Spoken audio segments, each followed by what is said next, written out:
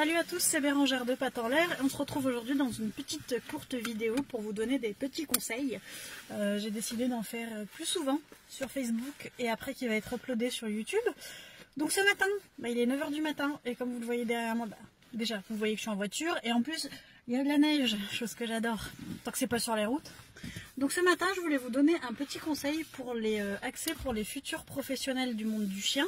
Donc étudiants, même les bénévoles et tout ça, enfin futurs professionnels. Puis en fait je me dis que ça peut aider tout le monde.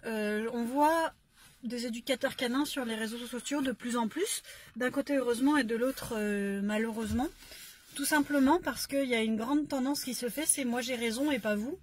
Du coup mon petit conseil c'est de ne pas se croire au-dessus des autres, c'est-à-dire que moi j'estime toujours que j'ai quelque chose à apprendre, surtout dans ce milieu qui est passionnant. Et j'estime que je dois être meilleure que par rapport à la personne que j'étais hier et non par rapport à quelqu'un d'autre. Donc moi, mon degré de travail se fait par rapport à la personne que j'étais hier et mon but est de donner de jour en jour le meilleur de moi-même.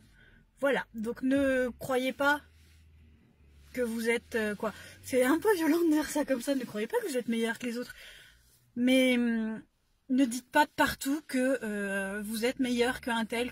On a chacun sa façon de travailler, on a chacun ses compétences, chacun aussi, dans ce métier, c'est aussi un feeling qui se fait avec le client, même pas avec le client, même avec le chien, même avec la personne qui vous contacte juste pour avoir des petites informations.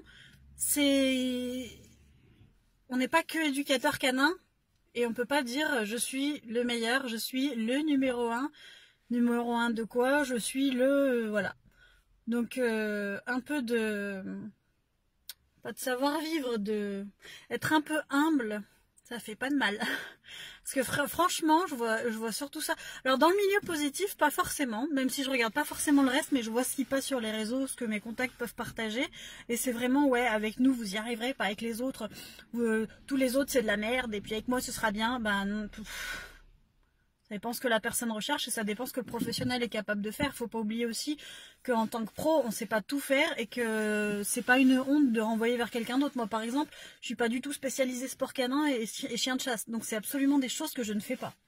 Par contre, je suis comportement, éducation, tout ça, oui. Mais chien de chasse et sport, pas du tout.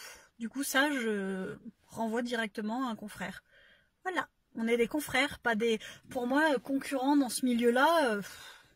Pour moi, chacun a sa place, du coup, concurrence, j'en parle pas, je parle de collègues, moi. Voilà. Donc, on reste humble. Pour les futurs, voilà, vous savez ce qui vous attend, c'est un milieu un peu étrange, le monde du chien. Ceux qui sont déjà dedans le savent. Dites-moi en commentaire les petites expériences que vous avez eues avec le monde du chien. Et puis voilà, moi je vais prendre la route pour la journée. Puis je vous retrouve plus tard sur les réseaux sociaux. Voilà, salut, bonne journée!